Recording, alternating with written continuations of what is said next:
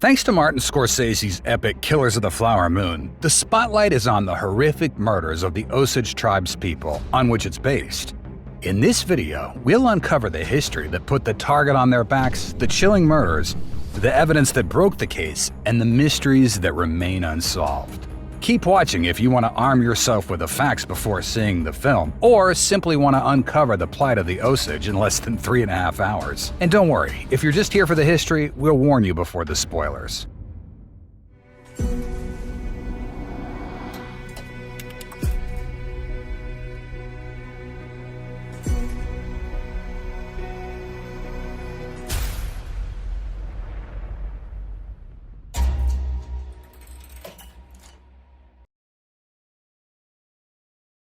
The Cursed Oil. The brutal murders depicted in the film began in the 1900s. But to understand the motives behind them, we have to go back a little further. In the early 1800s, the Osage Nation inhabited a vast expanse of ancestral land spanning over 100 million acres in the American Midwest. Tragically, their lives and culture came under attack when the United States government initiated a series of forced relocations targeting Native American communities. The Osage ceded their first parcel of land in 1808, but it didn't end there. Over the next few decades, the U.S. seized more and more of their territory until they were forced onto a 50 by 25 mile area in Kansas. There, they thought they could finally live in peace, until once again in 1870, they found themselves under brutal attack by white settlers and forced to sell their land for $1.25 per acre. Once again, they were evicted from their homes, and the Osage population plummeted to just 1/3 of its former size. Finally, at a breaking point, an Osage chief devised a plan. They would find the most unproductive and infertile parcel of land they could and buy it. That way, they'd have proper deeds, and no white man would want to take it from them anyway. And that's how they ended up owning 1.5 million acres of rocky and hilly terrain south of Kansas. Unfortunately, though, even relegating themselves to such an undesirable piece of land didn't provide any peace, as in 1904, the government initiated a divisive process known as allotment. This involved breaking up large portions of tribal land and assigning a parcel to each individual tribe member, effectively transforming them into private property owners. The idea was that eventually, white settlers would buy these smaller parcels of land until the tribe's territory was completely eroded away. But fortunately, the Osage were smart. They suspected their land held oil, so they slipped a curious provision into the allotment negotiations. While they agreed for the land surface to be split, the subsurface, including any oil, gas, or minerals, would remain the property of the Osage community as a whole. Symbolically, this was important as it meant that the tribe still held some collective territory, but no one could predict the financial implications. As the Allotment Act was agreed, each member of the Osage received a head right, which was a share in the mineral trust and would pay out royalties on anything extracted from the ground.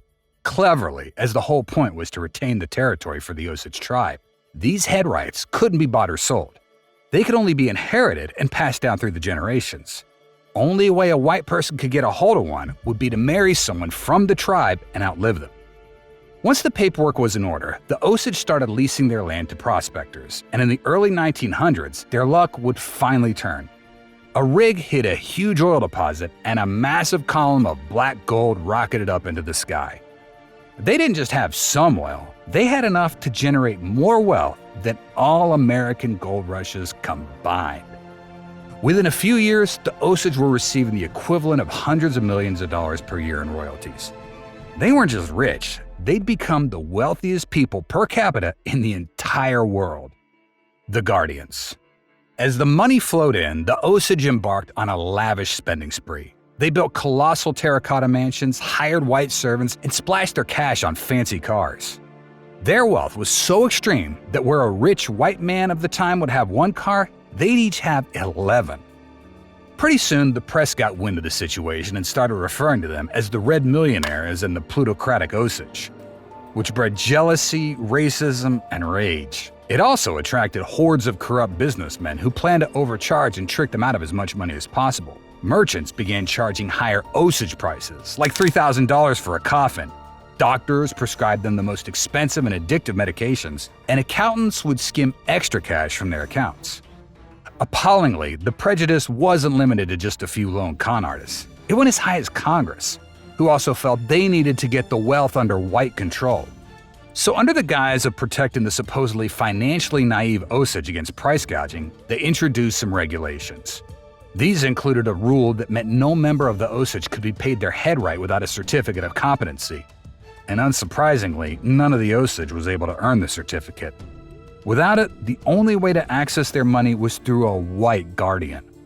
These were men who would take full responsibility for their spending and ensure they weren't being taken advantage of in any way. However, it had the opposite effect. Rather than working to protect their ward's interests, each guardian used the power to steal as much wealth as possible. Some forced their ward to buy only from the stores that would give them kickbacks. Some spent the money on themselves and gave their wards only a tiny allowance. Others didn't even bother with any particular scheme and just stole the money outright. The thefts were so bad, they even forced some Osage to go into debt by borrowing from their own guardians. Tragically though, as awful as the thefts were, they were the least of the Osage's problems. People had started dying under suspicious circumstances, and no one cared enough to investigate. Do you want us to keep bringing you the backstory behind the blockbusters? Like, subscribe, and turn on notifications to support our channel.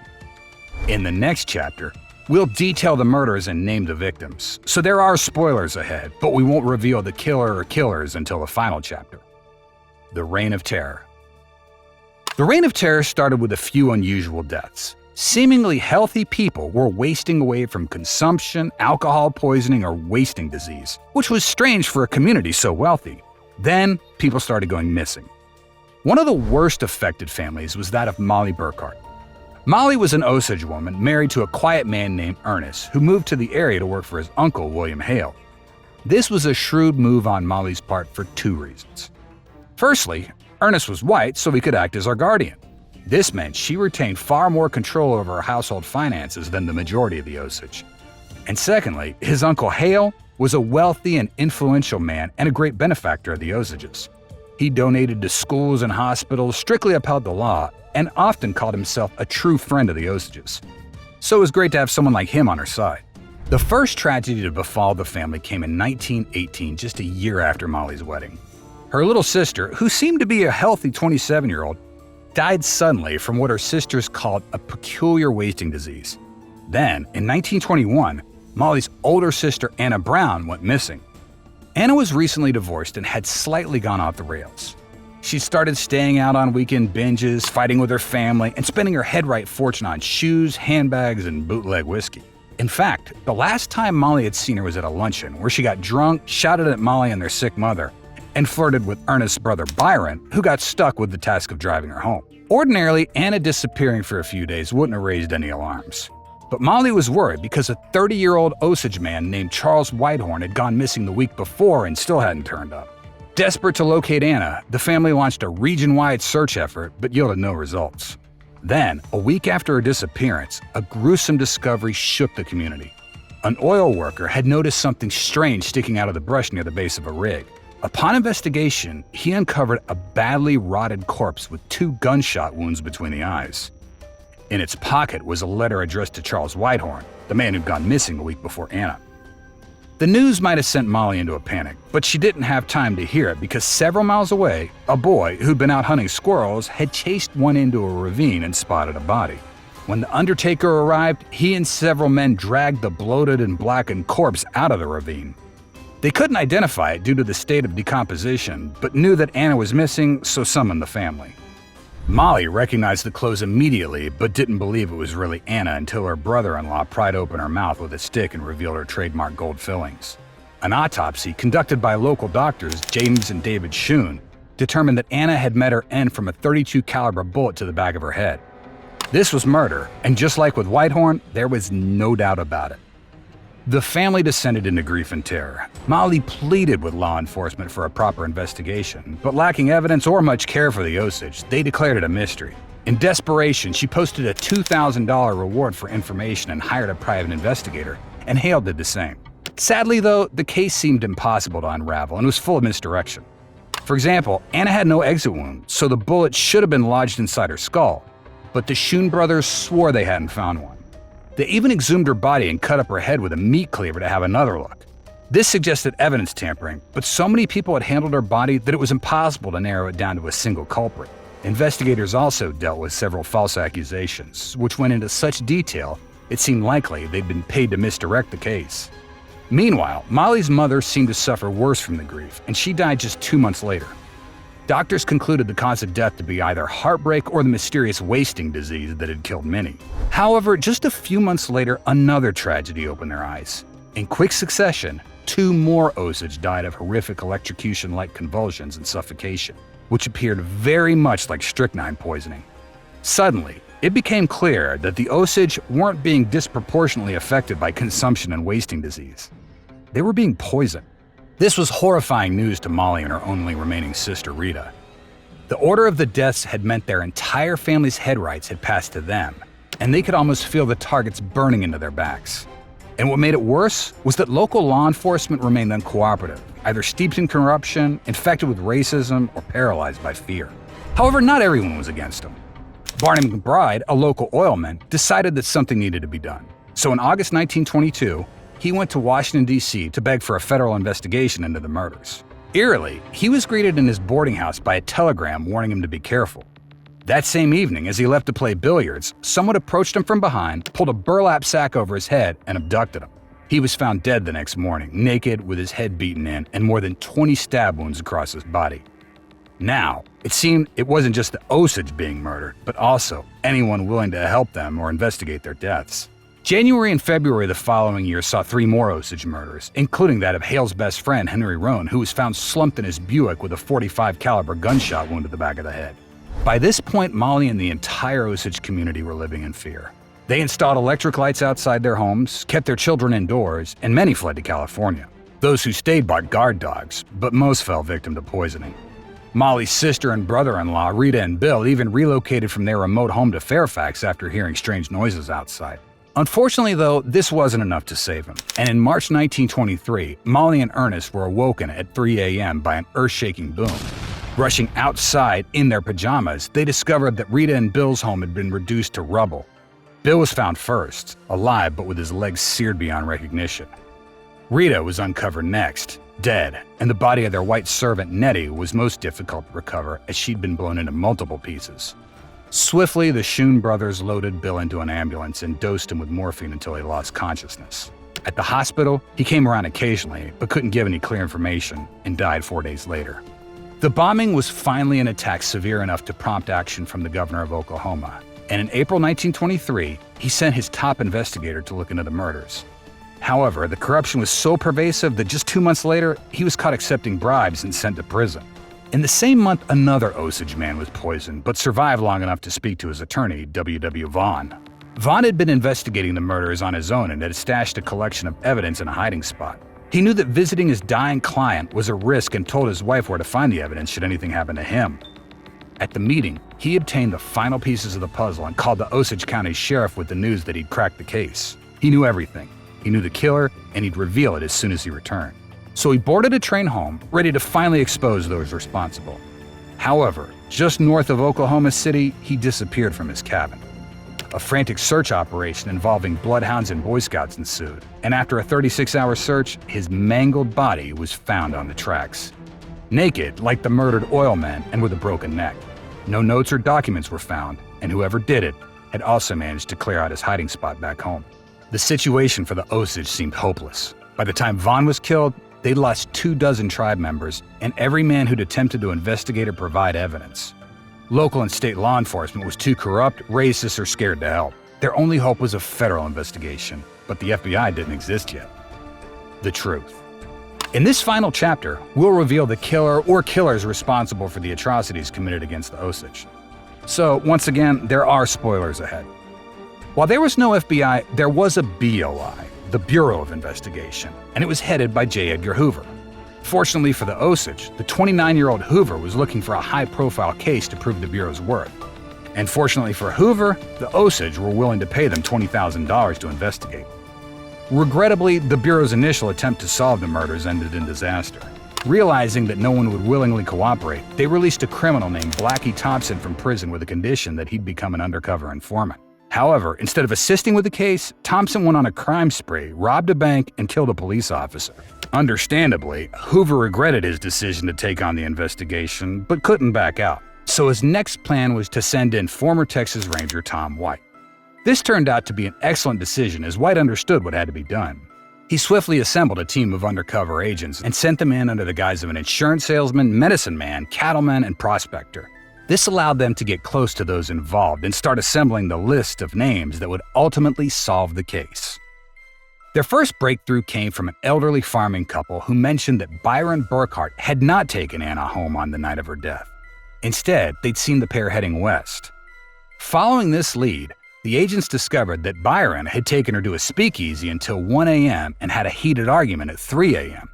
The next break came when the private investigator who was hired by Hale to look into Anna's murder was arrested for robbery.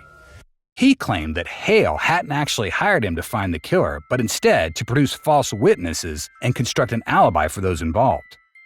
Looking further into Hale's dealings, White discovered that Hale wasn't just best friends with the now murdered Henry Roan, but they were also financially linked. Roan had borrowed money from Hale, and to secure the loan, had named him as the sole beneficiary of his $25,000 life insurance policy. This had been tricky to sort out as Roan was a heavy drinker with a previous record of DUIs. He should have been uninsurable, but Hale had helped him shop around for a doctor who'd sign off on him. Of course, the doctor he found was James Schoen, one of the Schoen brothers who'd conducted Anna's autopsy. Other informers named a man called Asa Kirby as the explosives expert who'd made the bomb that killed Rita, Bill, and Nettie. However, when White's team tried to find him, they discovered he'd been killed in an attempted diamond robbery at a local jewelry store. As it turned out, it was Hale who told Asa about the diamond stash and the best time to steal them. And he'd also told the shopkeeper, who then laid in wait with a shotgun. The vast puzzle was coming together. White knew that Hale was a ringleader of a huge number of murders, but couldn't link him to everyone. Unfortunately, though, time was running out. Hoover was on his back to close the case, and Molly was getting really sick. If she died, her and her family's head rights would pass on to her husband Ernest, and therefore would be within reach of his uncle Hale. She told the priest that she suspected poison, shut herself in her home, and stopped drinking the bootleg whiskey that many suspected was the primary method of delivering poison to the Osage. The only contact she had with the outside world was with her doctors, who visited her house to give her insulin injections for her diabetes. But with time slipping away, White couldn't afford to go after him. He needed to pin the case on one ringleader and tie it up with a bow. So he arrested Ernest but couldn't get him to talk. In desperation, he turned back to Blackie Thompson, the guy who'd been released as an informant but committed robbery and murder instead. This time, however, he complied and went on the record to say that Ernest had attempted to hire him to kill both Bill Smith and Henry Roan. This testimony was enough to get Ernest to crack, and he spilled everything. Yes, Hale was the mastermind, and yes, he had helped to organize the crimes and hired the gunman to pull him off. He also named bootlegger John Ramsey and petty criminal Kelsey Morrison as the triggermen for the murders of Henry Roan and Anna. What followed was a lengthy trial process where jurors were bribed, the defendants falsely claimed they'd been tortured, and Ernest pleaded guilty, then not guilty, then guilty again. Eventually, though, in 1926, Hale, Ernest, Ramsey, and Morrison were finally sentenced to life imprisonment. However, none served their full time and they died free men. After Ernest was cremated, his son collected the ashes and unceremoniously hurled him off a bridge.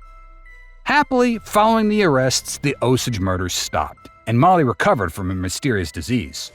So the Bureau declared the case a success and stopped investigating. Of course, they ignored the fact that the oil was drying up and the head rights were no longer as valuable as they'd once been. Technically, the Osage could now live in peace, having found justice. But of course, they hadn't. Yes, Hale had been responsible for a number of deaths, but he was by no means the only one willing to resort to murder to claim the head rights. Many other Osage with no financial connection to Hale had died, and many other guardians were corrupt. For instance, in the 1990s, a journalist named Dennis McAuliffe grew suspicious about his Osage grandmother's death, which was attributed to kidney disease at just 21 years old. Upon investigating, he discovered that a man named Arthur Woodward had guardianship over his grandmother and 4 other Osage minors. All of them had died before 1923, despite being young and healthy, and his grandmother's death certificates turned out to be falsified. McAuliffe believes that numerous Osage deaths, officially recorded as natural causes, were in fact murders, often orchestrated by white husbands seeking the head rights.